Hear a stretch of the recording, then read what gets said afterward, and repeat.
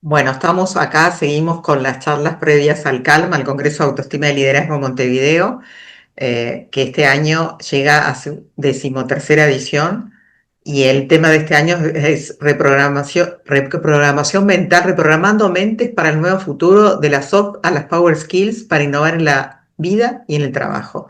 Y a mí me da gusto presentarles hoy a José Gordín, que es ponente de honor ya, porque estuviste anteriormente 2 veces, siempre decimos en el Congreso. A ver, soy con lupa seleccionamos a los ponentes.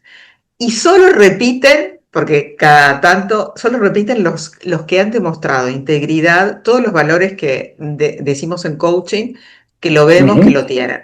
Porque debo decir que en ya decimotercera edición también nos hemos llevado desilusiones. A veces Sí, apostamos a gente que no es lo que dice, lo que predica. Y bueno, no, algunas, muy pocas, ¿eh? Muy pocas. La ujú. mayoría, la verdad, que gente excepcional. Pero 2 por 3 hay sorpresas y verán que son esos que no repetimos. Pero José Gordín es de esos que nos encanta repetir. Y bueno, tiene una Gracias. formación Muchas muy interesante. A mí cuando hacíamos los carteles decíamos, José además de coach, de maestro de coaches desde SF, ese team, gracias. quiere Hace decir 15 años. step by step. A ver, después vas a explicar por qué todo eso. Dale, Pero dale. lo primero que te formaste en comunicación, ¿no? Vos sos licenciado en comunicación, ¿no? Sí, mi carrera de base Y, es esa. y más para el lado, y te formaste en marketing, no más para el lado del marketing. Y Sí, él va pero descubriendo, esto es interesante, primero me gustaría, para mí, José Gordín es uno de los mejores coaches que hay en Uruguay. ¿Y por qué no la región? gracias. Además, miren, ¿saben por qué? Porque también tiene que ver esto con la reputación. ¿Qué dice la gente de ti después de trabajar contigo, hacer cosas contigo? Esto es súper importante. Entonces, uno me dice, ¿estuviste en todas las cosas de José? No podés saber, no sé cuánto. Y yo digo, sí, sí, pero yo me baso en los testimonios, en la realidad. Entonces, eso es súper importante. Y luego, en mi propia experiencia con él, la verdad que sí, debo decir que es uno de los mejores coaches que hay en Uruguay, y mentores, ¿no? Porque él también es mentor de Endeavor y bueno, es un fuera de serie. Además, compañerazo, porque nos han pasado cosas difíciles y él siempre se arremanga y piensa más en el otro que en él. Y eso es súper importante. O sea que sí, tenés el lugar de ponente de honor, sin duda. Muchas, O sea, muchas la gracias. verdad, y me encantaría saber si vos que sos, para mí ya sos un líder y además has liderado equipos en empresas, quiero que la gente se entere un poco de tu trayectoria más allá del coaching. Ujú. ¿Cómo la pregunta psicoanalítica que les he hecho a todos? ¿Cómo eras de niño? ¿Ya tenías esa cosa de líder? ¿Ya tenías esa cosa espiritual o de biosofo? Y bueno, luego vamos a explicar qué es el biosofo que sos también. Mira, de niño era una persona muy curiosa, muy inquieto. Intentaba, me gustaba mucho estar con personas, ¿sí? Muchas veces más con gente adulta que con gente de mi edad. Y me gustaban esas conversaciones que tenían trasfondo. Y creo que eso me llevó un poquito a este juego de palabras que es la biosofía, que vos preguntabas, que es un término que se acuña por allá por el siglo XIX, que es una mezcla entre lo que tiene que ver con la biología, que es la ciencia, podríamos decir, de la parte humana, y la espiritualidad o la parte filosófica, ontológica del ser, ¿no? Y esto nace por primera vez eh, por una corriente que empieza a darse cuenta desde a nivel de la arquitectura, a nivel de muchas cosas, cómo el ser humano habita espacios, ¿no? Y cómo el ser humano, al ser un elemento biológico también, cómo se autohabita a sí mismo. Y yo creo que tiene mucha relación con el tema del coaching, tiene mucha relación con cómo nosotros tomamos decisiones, tiene mucha relación en cómo nos vinculamos con las personas, con la calidad de las conversaciones que tenemos, con la calidad de las no conversaciones que tenemos también, porque el silencio también conversa.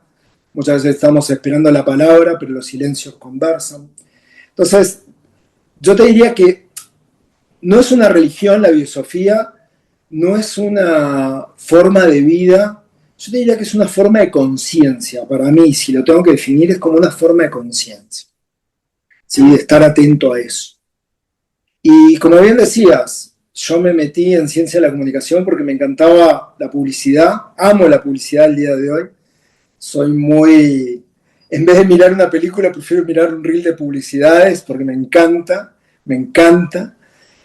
Y eso me llevó mucho a meterme en el tema de cómo la gente se comunica y qué debías decir vos o cómo ponerlo en colores, en palabras, en imágenes, para que las personas te compraran, para que definieran tu producto y no otro.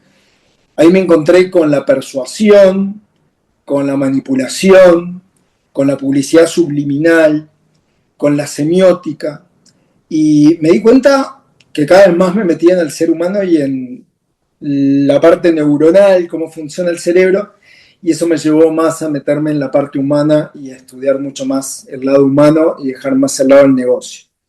Soy un bicho raro porque conozco el negocio, me encanta el negocio, me encanta que las empresas ganen dinero y sean rentables, y también me interesa la gente. Entonces, como que uno, a veces las empresas tienen planes de negocios buenísimos, pero la gente no los cree o no los sabe cómo llevar adelante.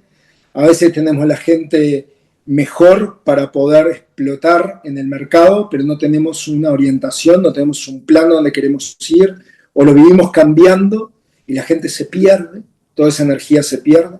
Entonces soy como podríamos decir como un amortiguador, como un relacionista entre esos dos mundos, el mundo de acá y el mundo de acá, ¿no?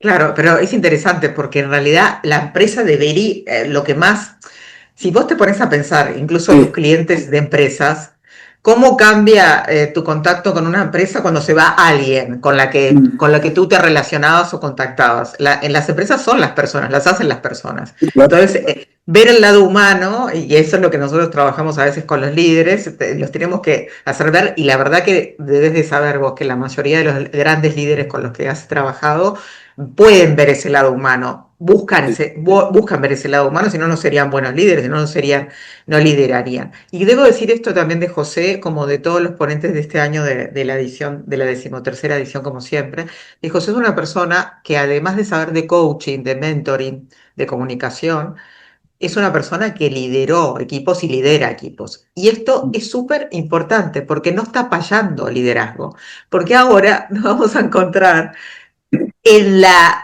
red una cantidad de gente que te habla de psicología, de economía, de liderazgo y no lidera equipos, no es economista, no sabe de economía y no sabe tampoco de psicología, sino que leyó un libro de desarrollo personal y repite, como todos los influencers, lo que hacen, lo que más hacen los influencers, hoy no todos, porque hay influencers que son excelentes, poner unas cosas que sacan de un libro, lo postean, la gente lo sigue, ¡ay, qué contenido de calidad y todo eso!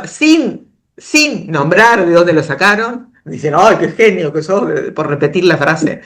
Por ejemplo, a Henry Ford nadie nunca lo nombra y todo el mundo siempre repite, ¿no? Tanto si crees que puedes como si no, estás en lo cierto. Nadie lo nombra, el pobrecito, ya está. Esa frase la dijo una vez y pero Quedó. eso para mí es súper importante, que vos liderás equipos y lideraste equipos o sea, tenés una conciencia de lo que es la empresa, como vos decís, me gusta el negocio, pero también me di cuenta que me gustaba el lado humano. Eh, y bueno, ¿y cuándo decís en un momento, te estudiaste comunicación, estabas más en el lado del marketing, ¿no? Como dice Ujú. Margarita Maquina, ¡hey, él estaba en mi rubro! Y dice, bueno, ¿y cuándo decís, me voy a pasar para acá, me voy a pasar más para el coaching y tomás la decisión y fundás una escuela? ¿Y cuándo pasa eso? Mira, a ver, yo empecé la carrera de ciencia de la comunicación y me pareció interesante meterme mucho en el tema de psicología, y ya desde ese momento, cuando hablaba mucho de la comunicación, me fui como metiendo en cosas alternativas que tenían que ver con la parte humana. Ahora, el desembarco más el humano lo empiezo a tener cuando cambio el lugar. Yo trabajé durante muchos años en agencia de publicidad o en departamentos de marketing de algunas multinacionales y paso a una empresa más grande del rubro financiero, donde empezamos como a generar cambios de cultura. Y ahí fue cuando dije, wow, no es tan fácil esto. Yo venía de manejar crisis, de cómo trabajé con la gente de Shell acá en Uruguay, y me di cuenta de que manejar crisis es una situación puntual de la que tratas de cuidar la imagen y que las cosas salgan hasta que logres una estabilidad. Ahora, hacer un cambio cultural es meterte en la cabeza de la gente.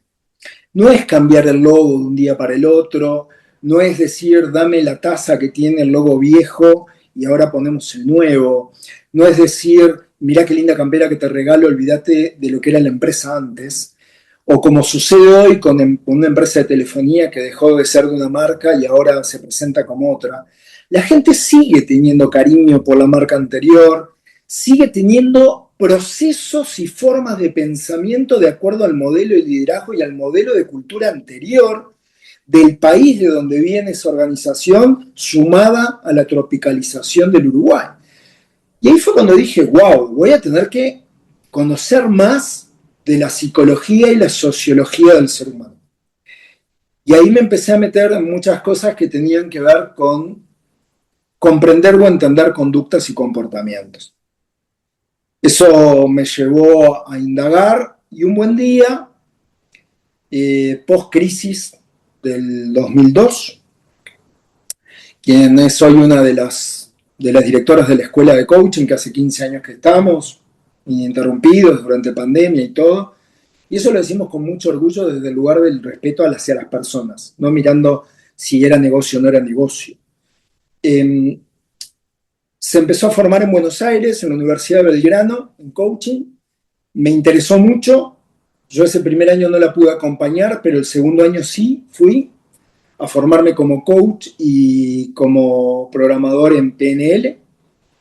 Y a la vuelta, en el último eran 2 años, en el segundo año ya estábamos como muy aburridos de viajar a Buenos Aires, era viajar el viernes a las 2 de la tarde, salías corriendo para Tres Cruces, te tomabas el ómnibus, llegabas con el barco, te bajabas, ibas corriendo a la Universidad de Belgrano, tomabas clases el viernes de noche, el sábado de mañana arrancabas a las 8 de la mañana, a las 5 de la tarde no pasara lo que pasara, salías corriendo para el puerto, te volvías a Montevideo, y así cada 15 días. Y un día estábamos estudiando y le digo, che, estoy podrido de viajar a Buenos Aires, ¿no podemos hacer que vengan los profesores para acá? Y vos sabés que esa locura nos llevó a llamar a nuestra profesora y decirle, ¿cuánta gente necesitas en Uruguay? Porque hay varios de Uruguay que estamos viajando, no éramos solamente nosotros, para venirte acá y cerrar con nosotros la certificación. Ahí nos tiró una cantidad de gente, empezamos a buscar quién nos podía acompañar en esta locura y empezamos a cerrar, comillas, lo que habíamos hecho en Buenos Aires. Y al poquito tiempo se nos unieron 2 personas más como directores de lo que hoy es SBS, Step by Step. Y el nombre nació justamente de eso, paso a paso. Bueno, vayamos primero trayendo a los profesores, después buscando un lugar, después buscando esto, después buscando quién más. Y nació la escuela de coaching que tiene una corriente ontológica. Nosotros somos de base ontológica, que no quiere decir de que no hablemos de las otras corrientes, pero estamos mucho más orientados al ser, a la persona, a que la persona por sí misma logre redescubrir herramientas. ¿Sí? No es terapia, no somos pseudoterapeutas, sino que es una herramienta. El coaching es una herramienta. Yo creo que hay muchas personas que porque hicieron un curso de coaching o porque leyeron un libro de coaching se creen ya coaches o se creen pseudopsicólogos y eso creo que le hace daño a la profesión. A la persona no, porque a todo ser humano donde tengamos una conversación, donde me muestres algo que yo no me doy cuenta, ya es un gran éxito. Ahora sí, creo que le falta como ética y responsabilidad. 2 palabras que para mí pesan mucho cuando tocamos almas. Total, y además hay que tener mucho cuidado porque ahora incluso en el mundo de la ansiedad, ¿no? De la ansiedad y la depresión, que son las patologías psiquiátricas más grandes, las que más aparecen, gente con una ligereza trata, primero ¿eh? que a veces ni siquiera los psicólogos nosotros podemos abordar eso porque necesitamos el respaldo de un psiquiatra para esas cosas. Imagínate, si los psicólogos a veces no sabemos qué hacer, imagínate una persona que no tiene formación en psicología, en neurociencia, en todo esto, salvo lo que leyó en libros y lo que pasa, lo que Claro. supone, lo que Sí, interpreta, sí, ¿no? sí, Porque tenemos sí. que estar corrigiendo eso. Es súper interesante. ¿Y siguen los mismos profesores de Buenos Aires que trajeron en la escuela? Bueno, dos de ellas sí, siguen con nosotros, que ya tienen más de 80 años, y vienen Ah, una vez claro. al año a dar el último módulo del primer año. A veces en temas en época de COVID se conectaban remoto y nos siguen acompañando porque son también nuestras curadoras del programa. ¿Sí? Nosotros la formación tiene 2 años, tenemos un tercer año en Buenos Aires para que piensen, son 4 años de carrera y está homologada a nivel de la UBA, acá en Uruguay no. Si bien nosotros estamos frente al MEC, registrado frente al Ministerio de Educación y Cultura, no es tomado todavía como una carrera. Creo que un país chiquitito Uruguay, tarde o temprano vamos a terminar logrando ese tipo de cosas, que eso también nos exige, pero igualmente nosotros formamos a los coaches o a los profesionales en coaching para certificarse tanto en ICF como en FICOP, en cualquiera de las dos, podríamos decir, federaciones o organizaciones que congregan a los coaches a nivel mundial. Y podés estar a full con todas las cosas que vos tenés, tus clientes, tus procesos de mentoring, ¿no? Porque, José, las clases, sos docente en la OR también. También, sí, soy docente de la Docente Universidad de Horta. Fui en, docente de la Universidad de Montevideo también, y la así. Universidad de Montevideo, estás en el IEM, en la parte de coaching del IEM. Estuve, ahora estoy en OR desde hace casi 15 años, que me ficharon en OR y me cambié. Sí. ¿En Eh, cuál? yo estaba antiguamente en la Universidad de Montevideo y después tuve algunas conversaciones con gente de ORT y me fui a ORT, Ah, no. empezando a dar clases en marketing. Hoy lo dejé, esa es mi cuna de nacimiento, y hoy estoy en todo lo que son habilidades humanas en la Universidad de ORT, tanto en el MBA como en el Máster de Recursos Humanos, como en el Máster de Ingeniería también, en los posgrados, en lo que se llaman carreras de gerenciamiento, de desarrollo de habilidades de Bueno, gerenciamiento. Sí, buenísimo. O sea que le pusieron, y estás solo en esa universidad ahora, tuviste que, tenés correcto. exclusividad, Sí, te pidieron sí, exclusividad. correcto. Dice.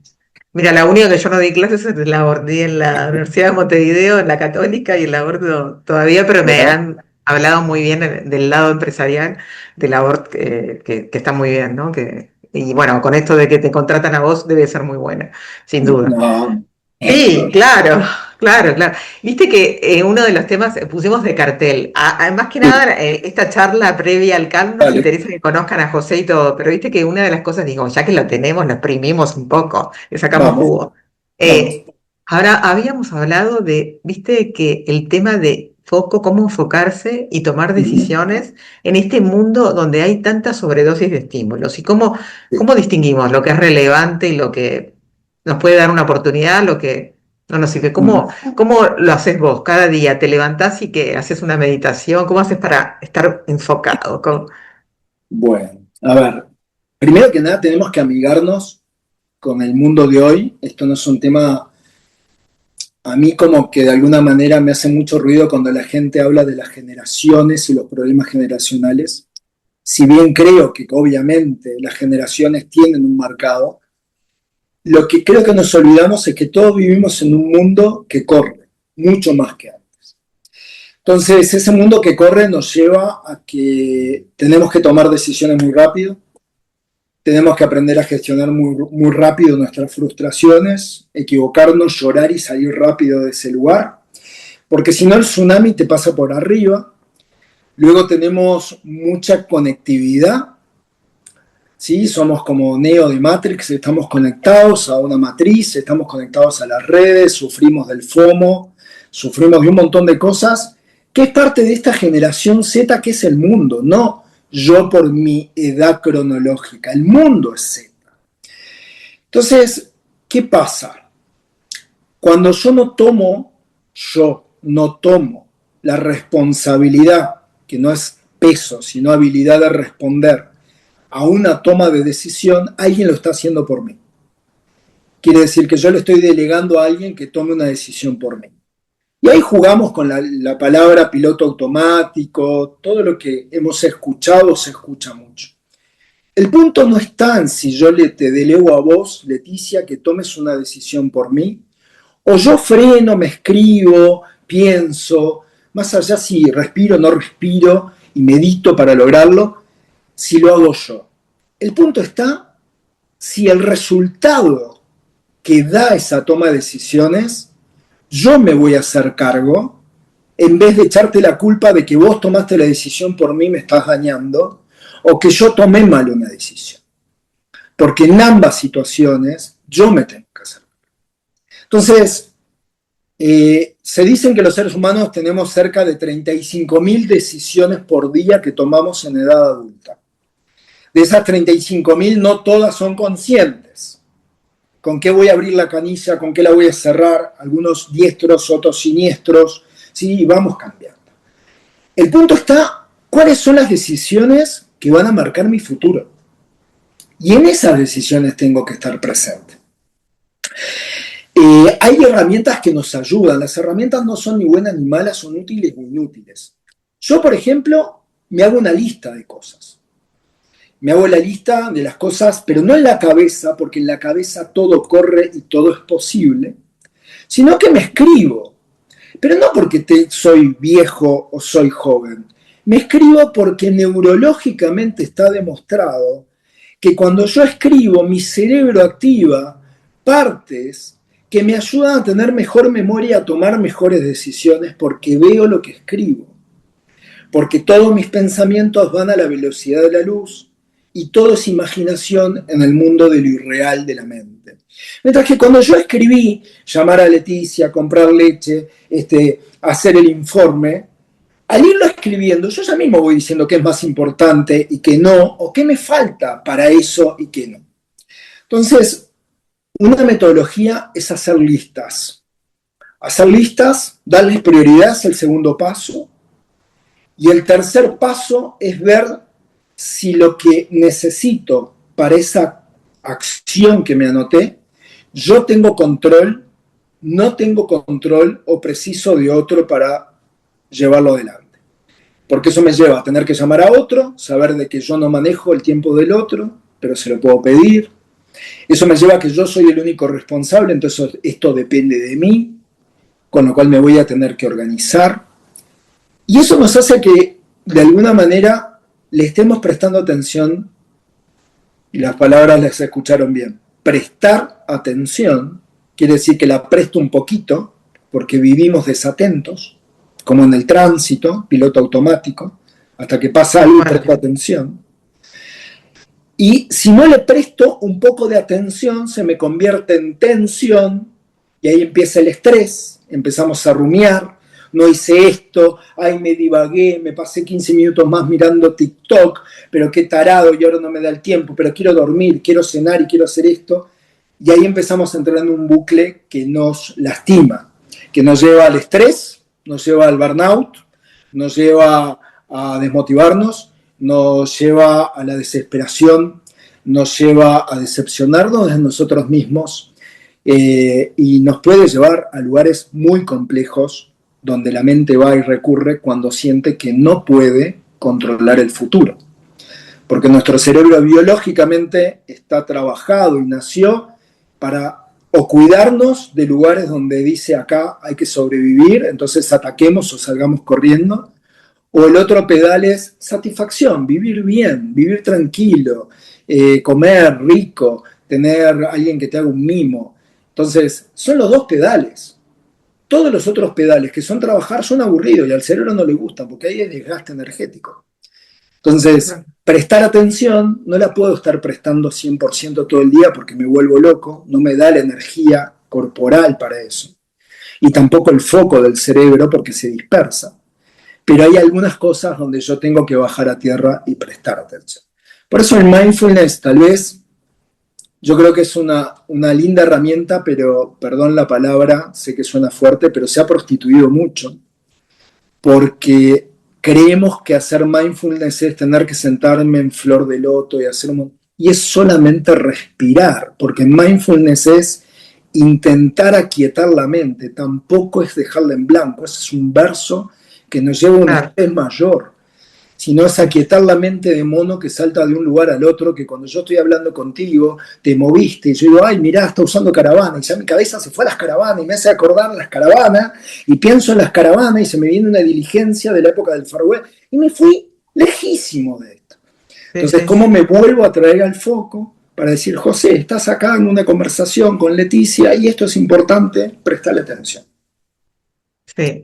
Y bueno, este año va a ser, viste que tanto hablábamos de mindfulness, porque sabes que uno de los Sí. cursos que yo hago hace años, desde Ujú. 2017, es neuroliderazgo. Y una de las Sí, cosas que la técnica porque la neurociencia ya lo estableció, ya no es un mito el tema de meditar, de mindfulness, es la técnica esencial del neuroliderazgo.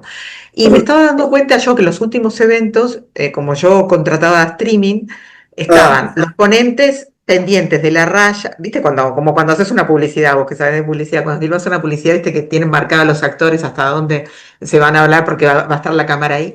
Y al mismo tiempo correcto. tenían gente en la sala presencial, tenían online gente y presencial.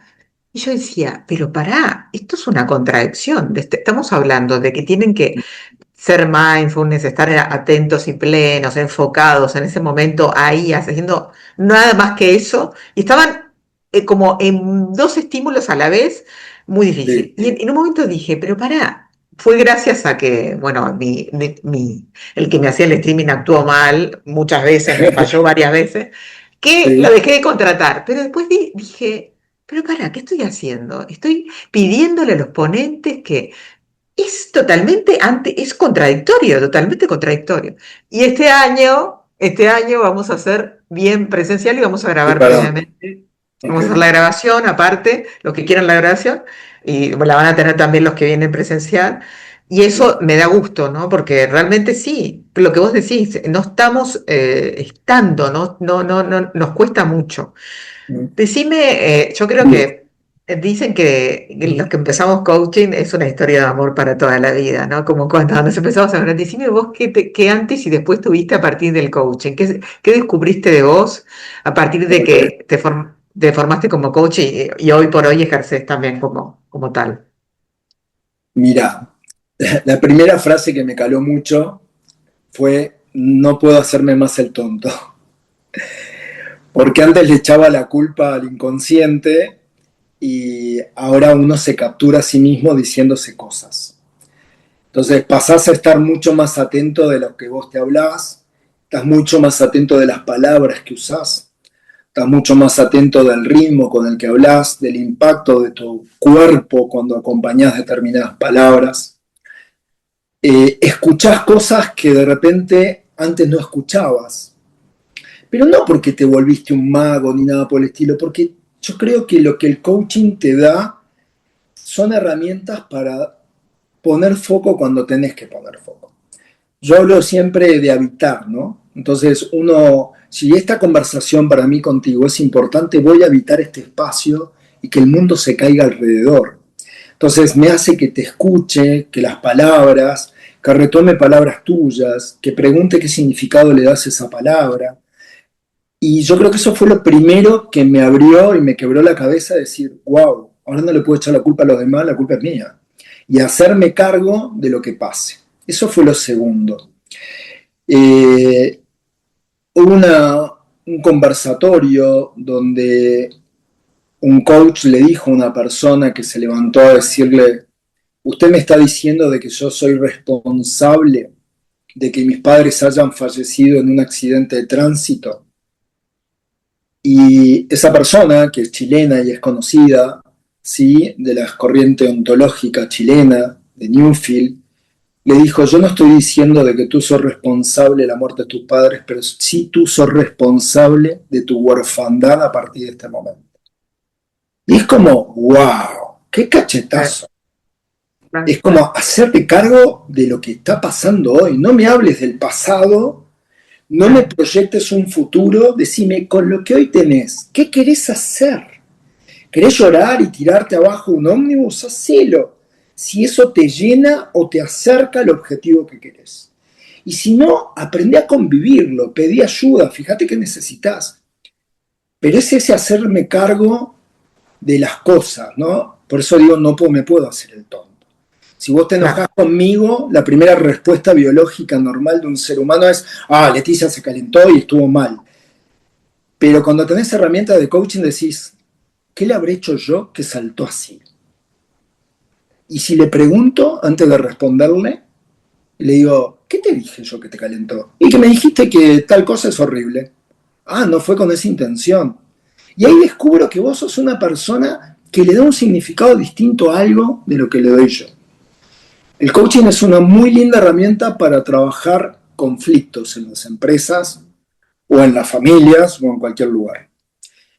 Es complejo de aplicar, como toda conversación difícil. Ahora, es una linda herramienta para poder trabajar esas cosas. Eso no quiere decir que claro. todos los coaches tengan muy buenas conversaciones personales. No, y no todos los coaches andan haciendo coaching todo el día, eso tampoco. Sino que tenés herramientas que te ayudan a salir de algunas situaciones y a estar un poquito más centrado en vos y en el otro. Claro. Sí, la verdad que hoy por hoy, viste que en Uruguay también ya pasaba en España, cuando yo vivía en España, que la Mm, mayoría de gente que era psicólogo o que trabajaba en recursos humanos se empezaba a formar por ejemplo, ibas a claro, Mango, viste la tienda Mango, que sí, yo me reunía ahí en Mango, la tienda, la boutique, y me acuerdo que me decía el gerente, nosotros todos somos coaches, nos formamos en coaching, pero contratamos afuera, contrataban igual claro, afuera, ¿no? claro. Y esto es interesante, yo creo que sí, que es una herramienta como la filosofía, como la biosofía Mm, de José, todo, que son buenas para... La gente tiene que reflexionar más, tenemos que generar pensamiento crítico en la sociedad. Eso sí, yo creo que hay una profesionalidad, que hay gente que mm, sí sabe cómo ejercer. Es lo mismo la presión de hacer videos. Viste que ahora, como todo sí, pasa por las redes sociales, hay gente que está haciendo videos que no les sale tanto, no salen tan naturales. Yo digo, ¿qué necesidad? Escribí.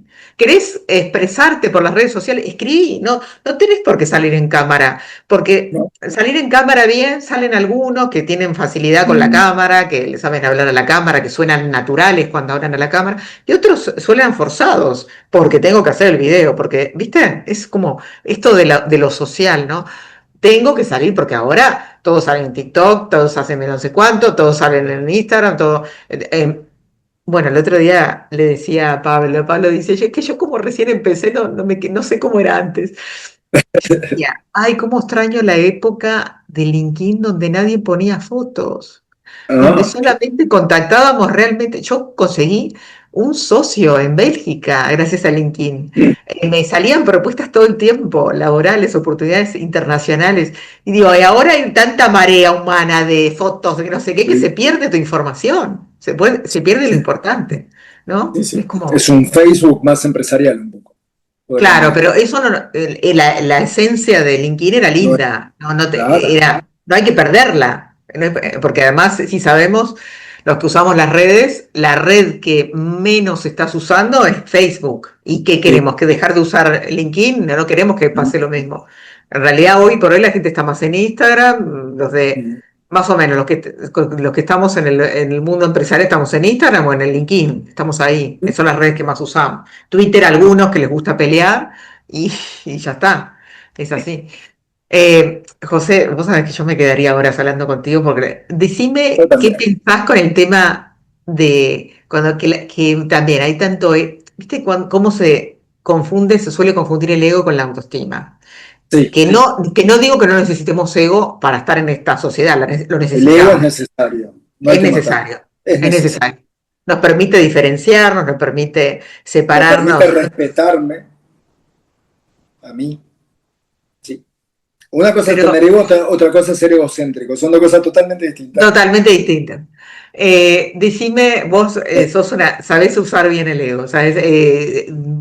Este 20 de mayo el Congreso vale la pena para ver la parte de José, porque él siempre, o sea, sorprendés, siempre haces algo que dejas a todos, y es difícil, Sí, ¿eh? Es difícil eso, porque cuando te ven varias veces decís, ay no, va a ser lo mismo, porque hay gente que se repite, los greatest hits, le gusta a la gente repetirlos después que funcionan, pero Me vos, aburro, me aburro, exacto, yo soy igual, yo me renuevo.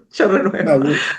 Y Silvio es igual, Silvio Rey es igual, Silvio renueva, siempre, yo le digo, ¿vas a usar lo mismo? No, no, te voy a mandar otra cosa, porque sí, sí. Cuando hacemos, a veces hacemos formaciones que se repiten años y le digo a veces regulación emocional, que lo he hecho con Sí. Silvia y con Alejandro de Barbieri. Silvia me dice, no, yo te mando una nueva. Renovarse es vivir, renovarse es vivir. Sí, sí. Bueno, viste que este mazo, el tema de este año del Congreso que tiene que ver con todo reprogramarnos mentalmente para el nuevo futuro, que tiene que ver un poco con la reconversión.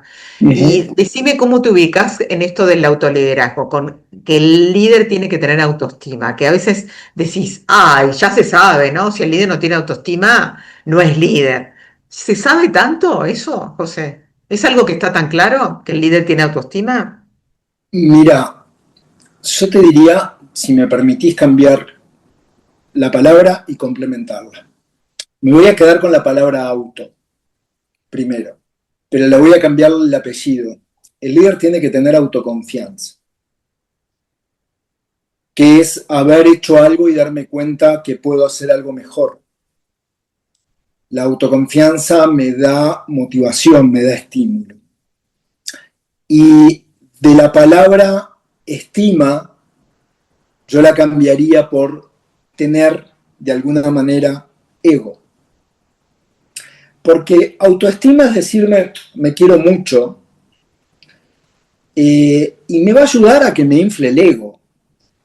Ahora, cuando yo soy consciente de mi ego, soy consciente de mis fortalezas y debilidades, mis sombras y mis luces, soy consciente de cómo me relaciono con los otros, y soy consciente de que yo no voy a dejar de ser yo, lo que voy a hacer es una persona más domesticada en función del objetivo que quiero lograr, y sobre todo si ese objetivo solo no lo puedo lograr.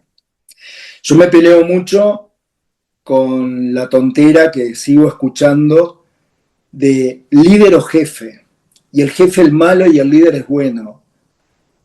Los dos son lo mismo. El líder puede ser duro y el jefe puede ser blando.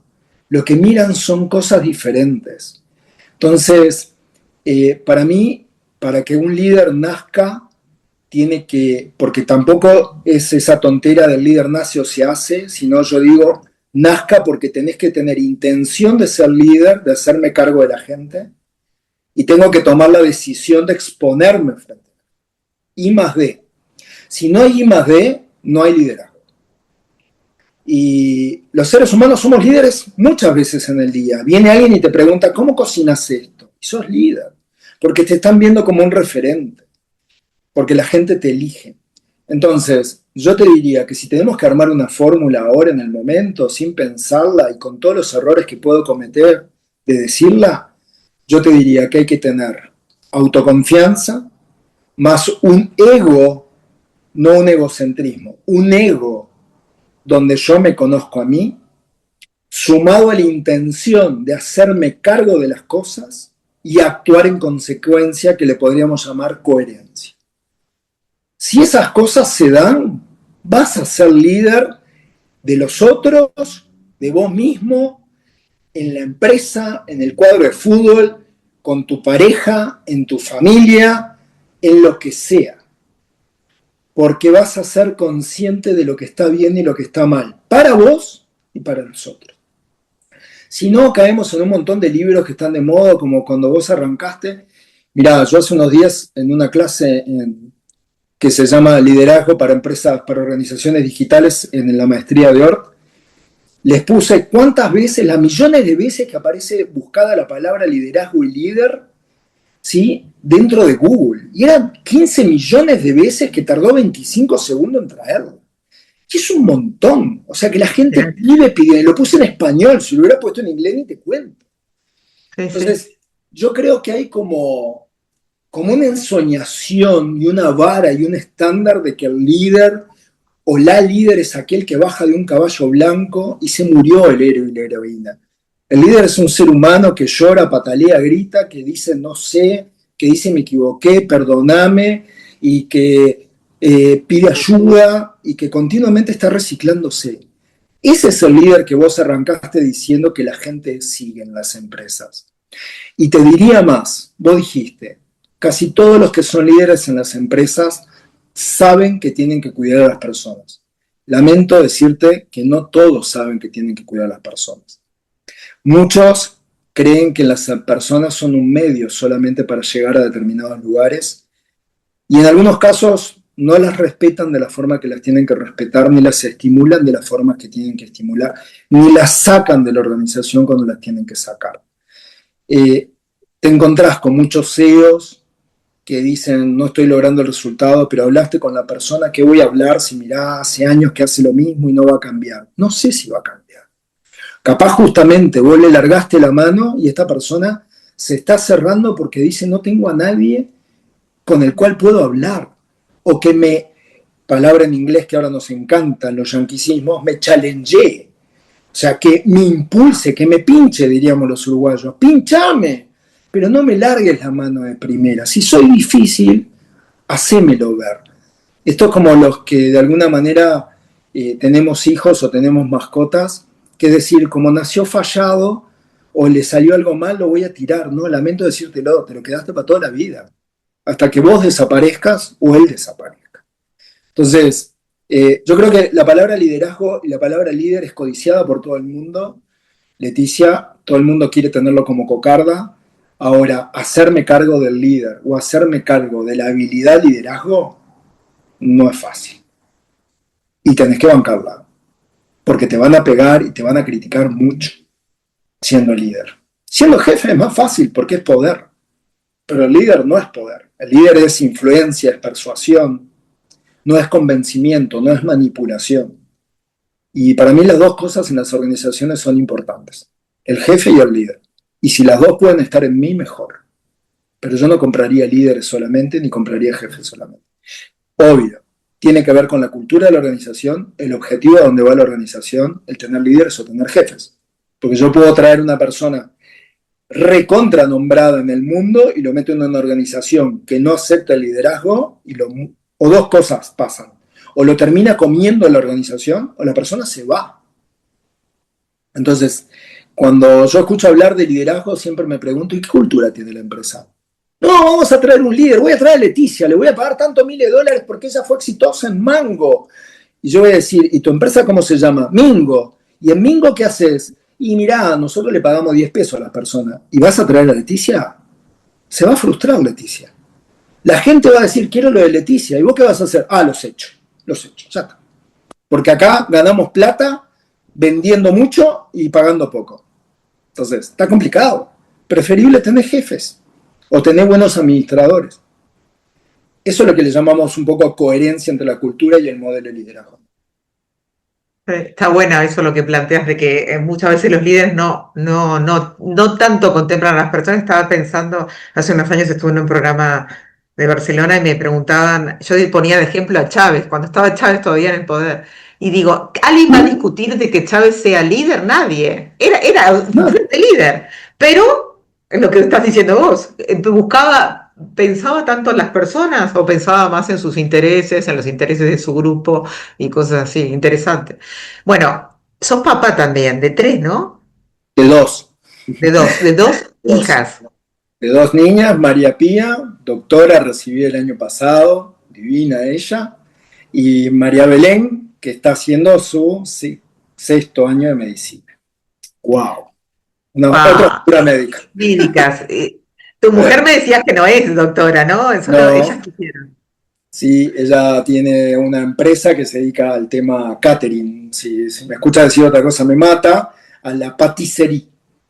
Ah, qué rico, qué rico. Hacele chivo si querés, hacele chivo. No.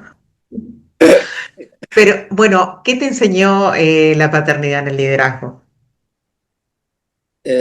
Yo creo que el primer cachetazo que te enseña la paternidad es que no sabes nada, que todo lo que dijiste, cuando yo tenga hijos y no voy a ser como mis padres, cometer los mismos errores y hasta peores a veces, te caen fichas de cuando fuiste hijo y criticabas a tus padres, te das un baño de humildad de no saber totalmente.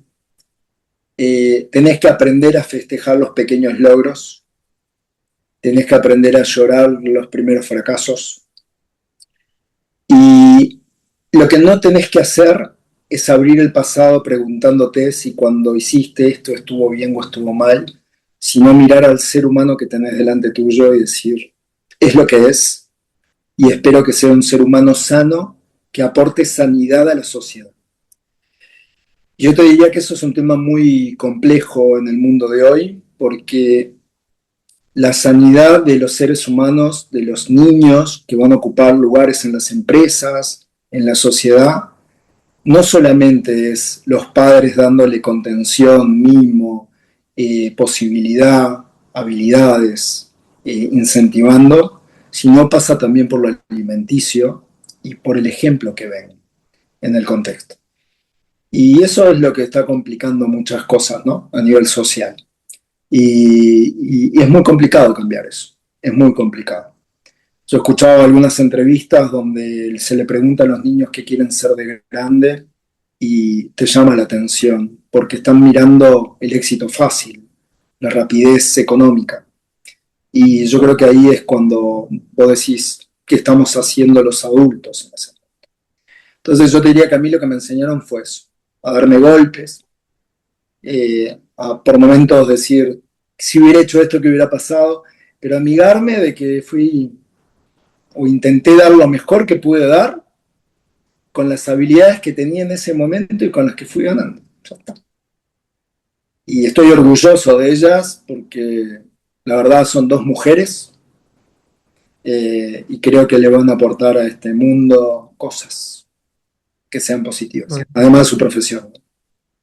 Sí. sí, qué bueno. Ya Y saben la que especialidad, ya saben las dos.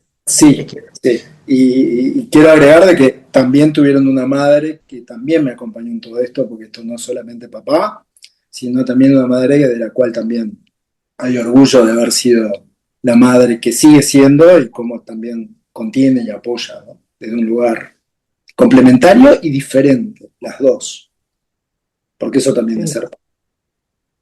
Bueno, y qué importante es eso, cada vez lo vemos más en la medida que pasan los años y uno envejece, de que vos hablaste de la toma de decisiones del foco, qué importante saber elegir la pareja que te va a acompañar en los años. ¿Eh? Eso es una clave en la vida, es clave, es clave. Sí. Y a veces yo le digo a los hombres como vos o a las mujeres que tienen pareja estable pero feliz y les digo, qué suerte que tenés. Y me dicen, ay, ¿qué te pensás? ¿Que yo no me merezco? No, no lo digo en un buen sentido porque hay mucha gente que pone lo mejor de sí a la hora de elegir. No, no, no es que no te lo merezcas, no, no es que no. Viste que la gente No, lo toma mal cuando le decís que suerte, claro, pero es una eso. gran fortuna esa. Mm, Son seres muy afortunados los que han sabido elegir su pareja y construir con mm, ellos y caminar juntos y seguir creciendo y madurando y envejeciendo mm. y aportándose. La verdad que sí. Sí, vos dijiste una palabra que es fundamental, la dijiste al pasar y yo la quiero remarcar, es algo que se construye, no es suerte. Y yo te diría que tanto se construye el estar juntos como también se construye el darnos cuenta que tal vez no es más el momento de estar juntos. Porque tal vez también habitamos cosas por comodidad que no nos ayuda y tenemos que tomar la decisión de la conversación compleja porque es mejor para ambos.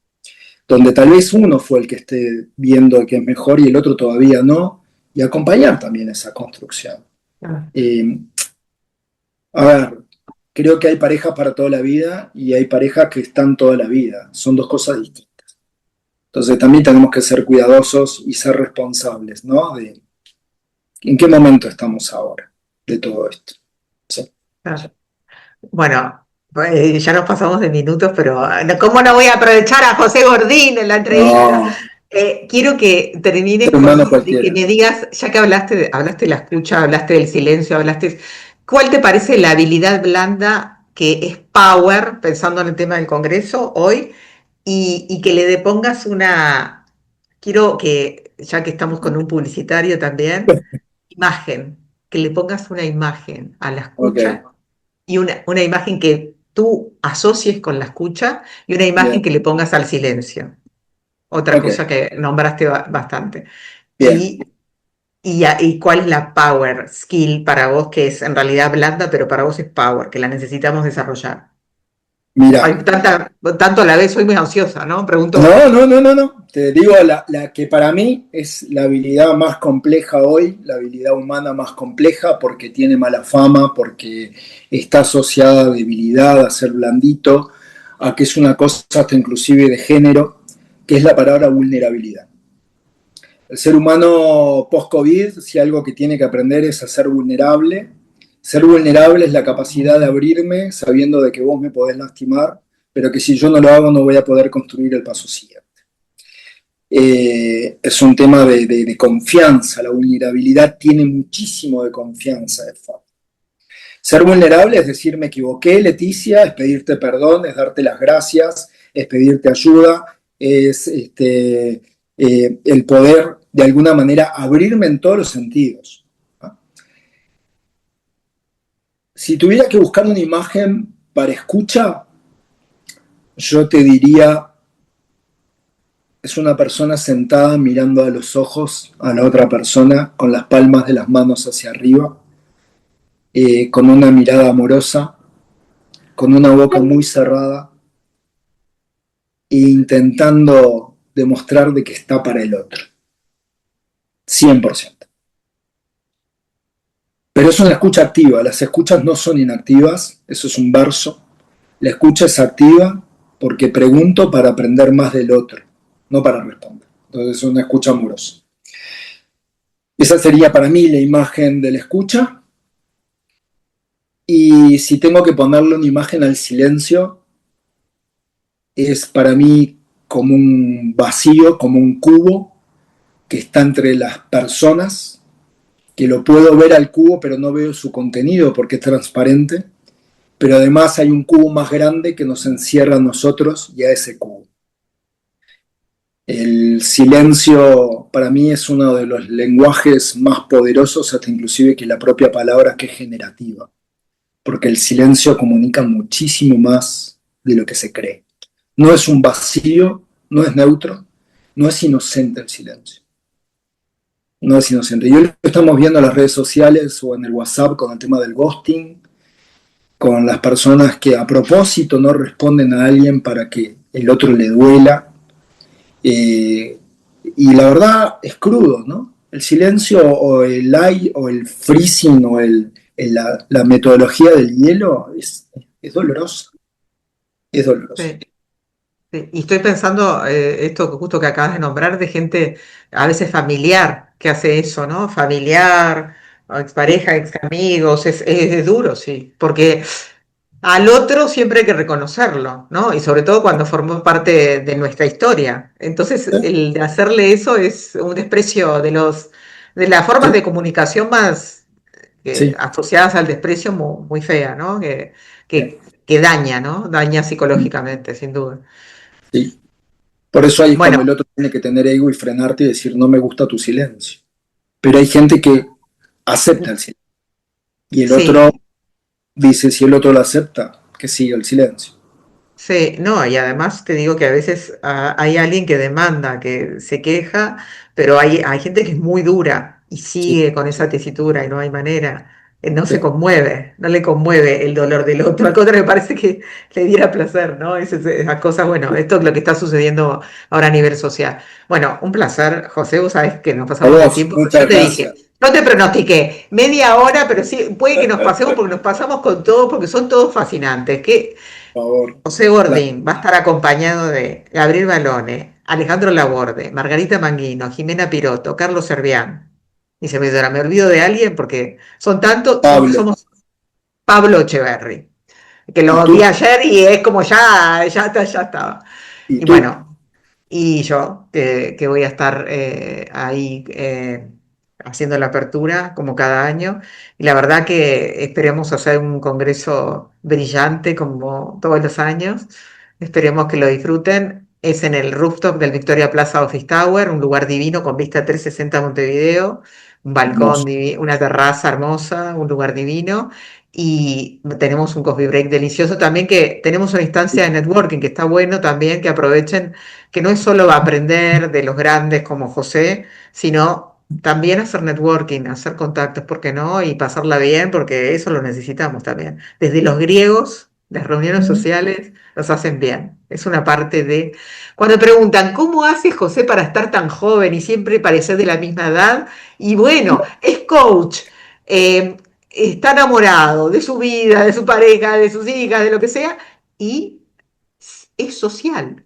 Y eso es muy importante. La inteligencia social es muy importante. Por eso lo que les digo, si bien hay gente que quiere, me dice de online y eso, yo les digo que vengan a sala, que vengan, porque eso nos hace bien, encontrarnos, reencontrarnos, aprender de los otros, vernos, ¿no? Cara a cara. Calor humano, el calor Sí, humano.